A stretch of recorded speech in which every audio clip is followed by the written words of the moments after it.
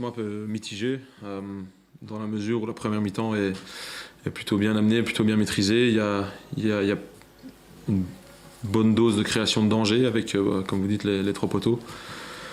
Mais ça me fait penser au match ou la première mi-temps de Monaco, où pareil dans le jeu on est assez concret, on arrive à trouver des espaces, on arrive à mettre en difficulté l'équipe en face. Mais il manque juste c'est peut-être ce brin de réussite cette fois-ci, ou le brin d'efficacité, c'est un peu trop dur. Mais non, je pense qu'après, tu arrives à mener au score et tu t'encaisses un but un peu bêtement, où on n'arrive pas à suivre le marquage et puis on se fait un peu avoir. Je sais pas du tout s'il est hors jeu ou pas, ça j'ai pas revu.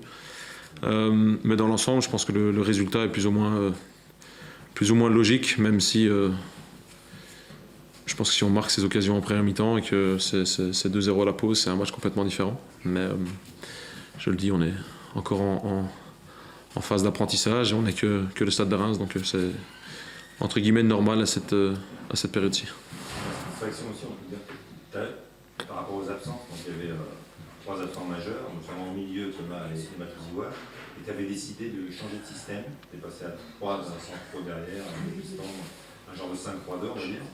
Est-ce que tu es content de comment les joueurs ont ciblé ce système? Je suis très content dans la mesure où ils ont dû le faire en moins de 48 heures. Directement après la blessure d'Azor la semaine dernière, on a dû se mettre un peu à se gratter la tête et à essayer de trouver un équilibre qui allait nous permettre de mettre les meilleurs joueurs dans les meilleures dispositions et dans les meilleurs endroits du terrain. Et de là nous est venue l'idée qu'on avait un équilibre collectif un peu plus intéressant dans ce système-là. Je ne voulais pas non plus mettre Vala Tangana dans un espace énorme à couvrir où il allait devoir se mettre lui-même en difficulté. Donc non, la raison est assez simple, c'était que collectivement ça correspondait un peu plus à ce qu'on voulait mettre en place. Et puis je sais bien que vous aimez parler de système, mais je pense qu'on a joué une vingtaine de systèmes différents au cours du match, parce qu'il y a toujours du mouvement, il y a toujours des infiltrations et des courses qui changent un peu les choses. Et je le dis, on a 3 très bons défenseurs centraux, donc on aurait été bête de ne pas à un moment les utiliser en même temps. Et je le dis, si ces 3 poteaux, si les poteaux n'existaient pas et qu'on arrivait à mettre 3 buts en première mi-temps, c'est un match complètement différent. Et le plan de jeu, vous m'aurez dit que c'était parfait. Donc c'est la beauté du foot, on va dire.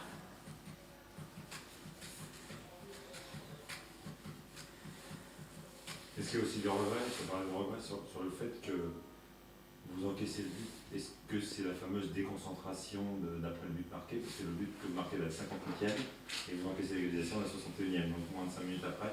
Est-ce qu'il y a ça dans ce but encaissé ou... C'est toujours le moment le plus dangereux. Les 5 minutes qui suivent un but de notre part, c'est toujours celui où tu dois faire très attention. Et c'est pas faute de prévenir et de gesticuler comme un guignol le long de la ligne de touche. Mais ça fait partie du foot et ça fait partie de notre évolution et de notre apprentissage. Donc je vais pas en vouloir à quelqu'un, c'est juste quelque chose qu'on doit apprendre à mieux gérer.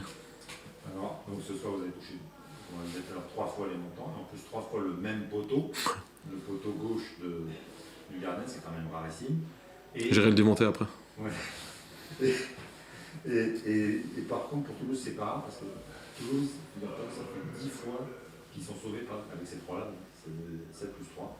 Ça fait 10 fois qu'ils sont sauvés par le poteau cette saison. Est-ce que tu as fait attention à ça, ou est-ce que ça t'inspire? C'est quand même assez extraordinaire.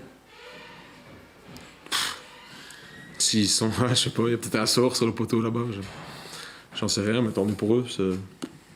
C'est une belle anecdote et une qui est incroyablement frustrante pour nous ce soir, mais ouais. Si les poteaux n'existaient pas, il n'y aurait pas de but, donc heureusement qu'ils sont là.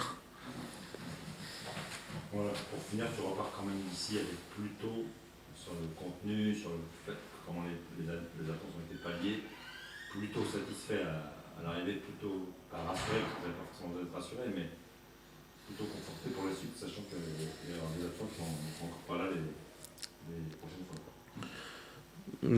C'est comme j'ai dit au début, je pense que le sentiment est mitigé. Il y a forcément de la frustration de ne pas gagner, parce que j'ai toujours envie de gagner, j'ai toujours envie de prendre 3 points, mais quand tu sais pas gagner, tu perds pas, et aujourd'hui on n'a pas perdu. Et je pense qu'à l'image de ce qu'on fait depuis le début de la saison, le contenu pendant de longues périodes du match est intéressant et est positif, ou j'espère qu'il est positif ou qu'il est vu positivement. Mais forcément, quand tu es le Stade de Reims et qu'il te manque des joueurs aussi clés qu'on a pu rater aujourd'hui, ben c'est un peu plus dur, mais je le dis, la force du collectif a répondu présent. Et si ce fameux poteau là-bas à droite n'existait pas, ben on aurait parlé complètement différent. Mais non, on va se baser sur le positif et on va essayer de battre Lorient samedi prochain, ce sera important. Pour finir, on va dire comme la perte de Yévan, qui n'a quasiment rien eu à faire pendant 86 minutes, qui à la 86e, 88e, 90e plus 4 sort 3 arrêts quand même de classe. Non, top. Ça veut dire que c'est quand même un grand gardien. Top, non, mais il est très très bon. Et on a eu la conversation aujourd'hui, ce matin, où il me dit ouais, je suis frustré parce que je suis pas assez décisif et je gagne pas assez de points. Je pense qu'on peut dire qu'Yev nous a sorti les arrêts qu'il fallait au bon moment, donc ça c'est positif pour lui, mais c'est aussi positif pour le groupe. Ben ouais, dans l'ensemble, il y a une certaine logique au résultat d'aujourd'hui. Merci. On est bon ? Merci. Très beau t-shirt.